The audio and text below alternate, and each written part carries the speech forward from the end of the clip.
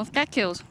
Good morning, everyone. This is John with Gun Deals, and today we're going to be talking about the very prolific Glock 17 Gen 3. But before we get into that, if you don't know, Gun Deals is a website that provides you with links to some of the best prices and products within the industry. So whatever it is that you happen to be looking for, if you go ahead and check out gun.deals, type it into the search bar, you're probably going to find the best price on it.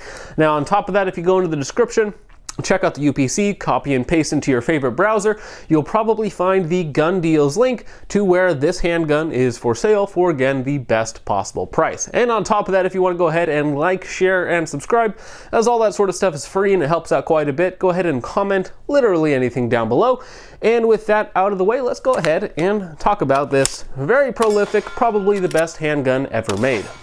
Now, the reason that I say this is not because the Glock 17 Gen 3 is everybody's favorite handgun, but merely this is probably one of the handguns that has been trusted by the most people, especially in recent years, for guarding their lives, whether that's home defense, military, or police. This is one of the most common professional handguns that you will ever see because of its incredible raw reliability. Glocks across the board are known for their exceptional reliability with 9mm ammunition and of course other calibers as well.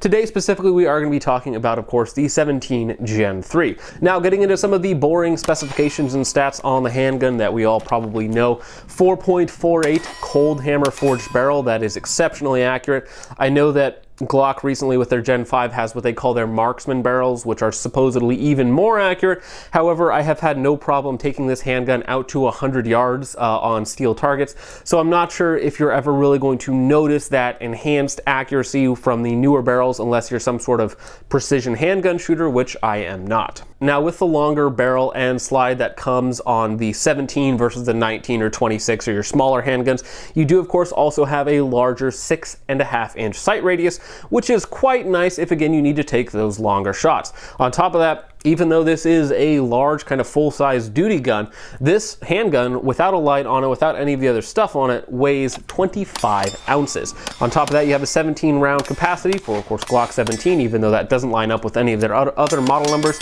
Now, as you probably noticed on this handgun, is that this handgun is not entirely stock, and that's because, of course, Glocks are adult Legos basically, so you can change basically every single component on here, from your sights to your barrels to your slides, slide stop, slide release, triggers, everything on here, even the frames, the takedown, literally everything on this Glock has a huge amount of aftermarket support for it. Now, one of the things that most people love or hate about the Gen 3 is going to be the finger grooves on the front. The Gen 1 and 2 did not have the finger grooves, and the Gen 4 made them smaller, and then the Gen 5 got rid of them again. But on the Gen 3, you have fairly aggressive finger grooves with nice texturing in between on the front, then some pretty decent texturing on the back strap, which is not removable. And then you basically have no texture anywhere else. They have this sort of material here, which you would think would provide you some additional grip, but it really does not. It's very, very smooth, especially at this point, considering this gun has been very, very well used by me. So basically you have a little bit of texture in the front and the back where you do want it, but basically the rest of the frame is very, very slick. So one of the things that you'll see very commonly done with Glocks is you'll see stippling jobs ranging from horrific to very, very high quality on the frames to allow you to have some additional grip. Now, as you'll see me shooting this in the intro, as long as you have your grip set up well, with strong wrists, strong hands, you're not going to have a problem controlling this recoil. One of the very nice things about basically all Glocks is they shoot very, very well. And what I mean by that is, if you compare this to either other full-size handguns or like more compact sizes like CZ-P10Cs or stuff like that, this is going to have a much softer recoil impulse than a lot of those guns. And this is not comped or anything else like that. There's nothing crazy going on with the internals.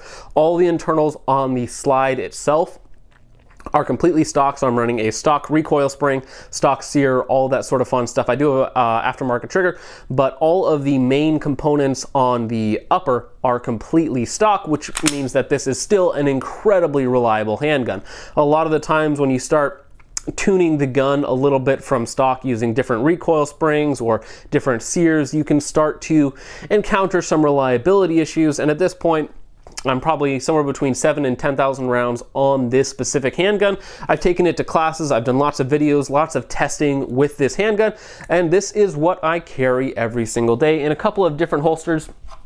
Picked up a new one from We the People, and this old skull head arms one that I've been using for quite some time. And this is actually my daily carry. So I carry this with a flush round 17 round magazine. Currently, I think we have Federal HST's 124 grain plus P in there, though I generally cycle it out every couple months just so I'm not wearing down on the spring. And I carry this everywhere. I run with it. So this is basically a gun that's never more than 3 or 4 feet away from me. It's either next to the bedside or basically on my person. And that is one of the really nice things about the Glock 17 for me, is that it really does flex into just about everything, whether I have it in a battle belt or in a appendix holster. It does everything that I need it to do. Now, once you get comfortable and used to carrying a full-size handgun like the 17, there's basically no going back to like a 19 or a smaller sized gun, because you generally have to deal with a lot lower capacity and you have really, well, I shouldn't say bad, but you have a lot worse shooting dynamics. It is a night and day difference between going from something like a 17 down to a 19 or down to other smaller, lighter handguns. So the Glock 17 for me is one that I'm extremely comfortable with both shooting and carrying. So it is basically the only thing that I carry. Now, the one exception to that is if for whatever reason I need something smaller, I actually go down to all the way down to a Glock 26, which has 12 round capacity, still gives me a full grip, does have a lot worse shooting dynamics, but still allows me to have a somewhat more compact design without going to something that's in the middle of the road like a 19. The reason I don't carry or use a 19 at all is because it does not provide me any additional benefit that the Glock 17 doesn't. So basically you get a shorter grip, shorter slide, shorter barrel on the 19, slightly worse shooting dynamics, slightly worse magazine capacity. So for me personally, carrying the two is basically identical, so I would basically always go with the 17, but again, that's me personally. So honestly, there's not too much that I could say about the Glock 17 Gen 3 that hasn't already been said, tested, proved by people much more talented and much more experienced than myself. So there is no denying that this is an excellent handgun that can flex into basically any role that you want it to, and of course can be modified in a variety of ways. So what I'm gonna go do now is go ahead and walk you through some of the components on here, some of the reasons why I chose them, and whether or not I think that they really provide any additional value. Now, the triggers on Glocks for me personally are actually quite good. I really like stock Glock triggers. I don't have any problems with them whatsoever. I think for duty or carry, they're perfect. They have that very nice wall, then a little bit of mush and creep, and then it eventually breaks like 5.5, 6 pounds. For again, duty or carry, I think they're perfect. They might lag a little bit behind in terms of like, oh, it doesn't feel as good as another gun, but most of the time it's not going to be affecting your splits or your accuracy. The biggest thing with a handgun is not sucking, and that will allow you to actually hit your targets. Now, that being said, the trigger that I have in my personal Glock is a kind of a hybrid trigger, so it has an alpha short pull, short reset trigger. So you basically have no take up whatsoever. It's just constant on the wall, and then it just breaks at about 4.5 pounds or so, and you again have a tiny, tiny reset right back to the wall. Now, on top of that, you'll notice it has this brass trigger shoe, and that is actually a custom component that I had a guy machined for me. He sent one out for me, and it is extremely nice, and it has a perfect safety blade that goes 100% flat, unlike a stock Glock trigger where it kind of does have a little hump in the middle of it. That being said, though, I think stock Glock triggers are perfectly fine. Again, the biggest thing in terms of performance is going to be you pulling the trigger correctly. However, this trigger is just a little nicer. Maybe it helps me shoot like a tiny bit faster, although honestly I really haven't noticed it, but it is a very good trigger. Now, as I mentioned before, we are running basically everything stock on the slide. So we have stock sear spring, stock recoil spring, stock slide, stock barrel, stock everything that really has to do with the reliability of the handgun, because I don't want to mess with that whatsoever, because again, that is one of the main selling points of a Glock, is whatever Glock you get, it's going to run and keep running. Now, I did change out the sights. This model I actually picked up used for like 370 bucks back in the day. It was actually a police trade-in model, so it actually had the upgraded steel sights. I since have switched them out just because I didn't really like the way that they looked. They were an old 3-dot variety, which isn't quite as nice. So we actually have a fiber optic rear and a high vis front sight on here. That's what I'm running. If you'll have noticed in the intro, actually, while I was out, the front sight blade that I had on before, which is a fiber optic high-vis front, actually broke off on me while I was filming the intro, so that was fun. So we did about 30% of the intro filming without a front sight, but I was still able to make my hits on target because, again, the main thing is not sucking and being able to point the handgun where you want it to go. Now, I might have the somewhat controversial opinion that you don't need to swap out the stock Glock sights. They are perfectly fine. However, if you are more comfortable with a steel set of sights, whether they're high vis, blacked out, or whatever it is that you personally want to use and carry, then you can absolutely do that. And again, there's a million different options for that. Now, a couple of very minor things is that this one here does have the Glock 34 slide release or slide stop, whatever you want to call it. So it is slightly extended than the standard Glock, which makes it a lot easier to hit. And we do have a Lone Wolf extended magazine release. Now, I have chamfered the magazine release on here. I just went with a file and filed it down to round off the edges because from the packaging it was incredibly sharp and very uncomfortable. So I did round that down a little bit, and I haven't had any issues with accidental mag depressions or dropping a mag when I don't mean to. And really the only other component that we're using on here is a TLR1 clone. It's basically just a exact replica of the TLR1 made by LAPG. I believe they call it their Slide Rail WXL, and it's an 800 lumen TLR1 with very good switches. I've done a lot of terrible things to this light, and it is still working, so I don't have any problems with it in terms of reliability.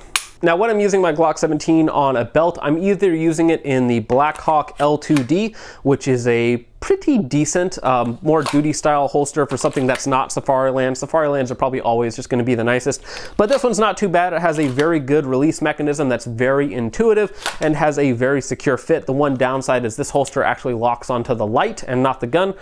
So most of the time you see me using it, it's going to be in this Safariland ALS 6378, which is kind of an older design of a holster, but it works great, and you can see I don't have any problems drawing from it, and it does actually lock onto the gun, not onto the light, so it is technically speaking a little more secure. So honestly, the most important thing when it comes to any handgun, regardless of make or model, is going to be you and actually getting out and shooting it. And if you have the proper grip on your handgun, it's going to eliminate 90% of your problems right there. So whatever gun it is that you're using, it's important that you actually practice, you actually dry fire with it, you actually have the proper fundamentals. So again, 90% of that is going to be your grip. If you can lock the gun down, you can fire it quickly. If you can have your proper sight alignment on your draw, you're going to be able to get that first shot off cleanly. And then the rest of that, the more minute accuracy details are going to be in how you pull the trigger. And again, if your brain is anticipating that recoil and driving the gun down. So the most important thing with any handgun is actually getting out and shooting it. So if you have any handgun, whether it's a Glock 17, 19, or some other model, I'm not really interested in any other handguns other than Glock because I don't really like shooting handguns all that much. I'm not very good at shooting handguns either. So I just want the handgun to be as reliable as possible. In terms of handguns, there's really nothing else that interests me other than a Glock because for me personally, again, this gun is a home defense gun, it is a carry gun, so it just needs to work, and so I don't know why I would go with anything other than Glock. So that's about it for the video, guys. Don't forget to like, share, and subscribe before you guys leave. Once again, big thank you to Gun Deals for having me on the channel. Go ahead and let me know what you guys think is the best handgun of all time. I think it's the Glock 17 Gen 3. Hopefully you understand why throughout this video, but that's about it, so I will go ahead and see you guys in the next one. Peace off.